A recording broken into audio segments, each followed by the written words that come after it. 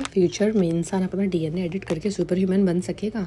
सोचो, अगर आप अपने फ्यूचर बेबी की हाइट चेक करो, उसका इंटेलिजेंस लेवल डिसाइड कर सको, या फिर खुद अपनी बॉडी के कैंसर का रिस्क परमानेंटली डिलीट कर सको, क्या ये भगवान बनना है या साइंस का नेक्स्ट लेवल?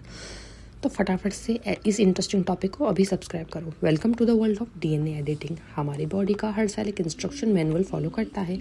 ये मैनुअल होता है डीएनए। इस डीएनए में लिखा होता है हम कितने लंबे होंगे, आंखों का कलर क्या होगा, कौन सी डिसीज का रिस्क ज़्यादा होगा, सब कुछ। लेकिन अब साइंस सिर्फ डीएनए को पढ़ नहीं रही, बल्कि साइंस डीएनए को एडिट भी कर रही है। और यहीं से शुरू होती है सबसे पावरफुल टेक्नोलॉजी, CRISPR। CRISPR को सिंगल लैंग्वेज में समझो, ये एक मॉलिक्यूलर सीजर्स है। ये डीएनए के स्पेसिफिक पार्ट को कट करके उसमें चेंज कर सकता है। मतलब अगर डीएनए में कोई गलत जीन है, वो डिसीज कॉज करता है, तो थियोरेटिकली उसे रिमूव या फिक्स किया जा सकता है। ऑलरेडी साइंटिस्ट ब्लड डिसऑर्डर्स जैसे सिकल सेल डिसीज को CRISPR से ट्रीट करने में सक्सेसफुल हुए हैं।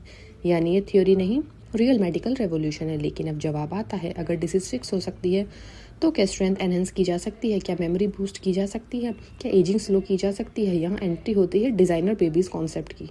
2018 में दुनिया शॉक हो गई जब चाइनीज़ साइंटिस्ट ही चाइनीज़ ने क्लेम किया कि उसने दुनिया का पहला जीन एडिटेड बेबी क्रिएट किया है, जिनका डीएनए मॉडिफाई करके HIV रेजिस्टेंस ऐड की गई थी। इस एक्सपेरिमेंट को ग्लोबल साइंटिफिक कम्युनिटी ने हैवीली क्रिटिसाइज किया, क्योंकि प्रॉब्लम सिर्फ साइंस नहीं थी, प्रॉब्लम एथिक्स थी। अगर हम जीन्स एडिट कर सकते हैं तो लाइन कहाँ ड्रॉ होगी? डिसीज रिमूवल तक, या फिर आई कलर सिलेक्शन तक, या फिर इंटेलिजेंस बूस्ट तक? इमेजिन करो फ्यूचर स्कूल जहाँ कुछ बच्चे जेनेटिकली एनहेंस होंगे, better memory, faster reflexes, higher stamina. क्या नॉर्मल बच्चे उनसे कम्पीट कर पाएंगे? ये सिचुएशन एक जेनेटिक इनइक्वालिटी क्रिएट कर सकती है। और अगर सिर्फ रिच लोग ही जीन एनहेंसमेंट अफोर्ड कर पाए तो सोसाइटी दो पार्ट्स में डिवाइड हो सकती है, एडिटेड और नॉन एडिटेड ह्यूमंस। लेकिन पॉजिटिव साइड भी है। जीन एडिटिंग से इनहेरिटेड डिसीजेस खत्म हो सकती हैं, कैंसर रिस्क कम हो सकता है, ऑर्गन फेलियर प्रिवेंट हो सकता है, इवन लाइफ स्पैन एक्सटेंड हो सकती है।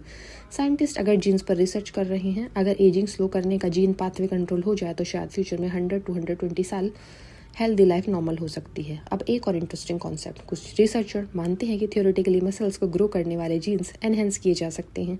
मतलब जिम जाने की ज़रूरत कम हो जाती है। लेकिन बॉडी कॉम्प्लेक्स सिस्टम है। अगर एक जीन चेंज करते हो तो दूसरा इफेक्ट होता है। डीएनए एक सिंपल स्विच बोर्ड नहीं है, ये एक इंटरकनेक्टेड नेटवर्क है।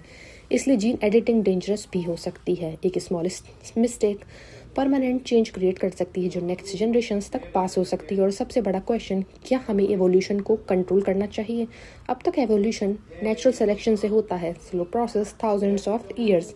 लेकिन जीन एडिटिंग से हम डायरेक्ट जंप कर सकते हैं। मतलब ह्यूमन इवोल्यूशन का स्टीयरिंग व्हील हमारे हाथ में आ सकता है। और जब इंसान के हाथ में पावर आती है तो मिसयूज का रिस्क भी आता है। Military enhancement, super soldiers, genetic weapons, ये सब हॉलीवुड जैसा लगता है, लेकिन हिस्ट्री ने दिखाया है कि हर पावरफुल टेक्नोलॉजी का मिसयूज पॉसिबल होता है। इसलिए वर्ल्ड भर में स्ट्रिक्ट रेगुलेशंस बनाए जा रहे हैं। बहुत कंट्रीज़ ने जर्म लाइन एडिटिंग, यानी ऐसे डीएनए चेंजेस जो नेक्स्ट जनरेशन्स को पास हों, पर रेस्ट्रिक्शंस लगा रखी हैं। साइंस फास्ट भाग रही है, लेकिन लॉज और एथिक्स उसके पीछे भाग रही हैं। अब एक पर्सनल सवाल तुमसे, अगर तुम्हें ऑप्शन मिले कि तुम अपनी लाइफ थ्रेटनिंग जेनेटिक डिसीज़ को परमानेंटली डिलीट कर सकते हो, क्या तुम करोगे? तुम्हें अगर ऑप्शन मिले कि तुम अपने फ्यूचर चाइल्ड को 20% ज़्यादा इंटेलिजेंट बना सकते हो, क्या तुम करोगे? डिफरेंस देखा? एक सर्वाइवल है, एक एनहेंसमेंट है। यही डिबेट का सेंटर पॉइंट है। साइंस का पर्पस सफरिंग कम करना है, लेकिन जब साइंस परफेक्शन क्रिएट करने लगे तो सोसाइटी का बैलेंस चेंज हो सकता है। फ्यूचर में शायद हॉस्पिटल्स में जीन एडिटिंग क्लिनिक्स नॉर्मल हो जाए, डीएनए अपग्रेड पैकेज एक सर्विस बन जाए। ये हो सकता है कि ग्लोबल बन जाए और एनहेंसमेंट इलीगल हो जाए। अभी हम एक टर्निंग पॉइंट पर खड़े हैं। CRISPR ने दरवाज़ा खोल दिया है। अब अंदर कितना आगे जाना है ये ह्यूमैनिटी डिसाइड करेगी। तो फाइनल क्वेश्चन, फ्यूचर में अगर आप जीन एडिटिंग सेफ और इलीगल हो जाए, क्या तुम अपना डीएनए एडिट करवाना चाहोगे? कमेंट में लिखो। फिक्स ओनली, सिर्फ डिसीजेस रिमूव करना, या अपग्रेड मोड एनहेंसमेंट भी चाहिए? क्योंकि फ्यूचर का बड़ा एक्सपेरिमेंट शायद हम खुद होंगे। तो फटाफट से ऐसे इंटरेस्टिंग टॉपिक्स के लिए इस चैनल को अभी सब्सक्राइब कीजिए।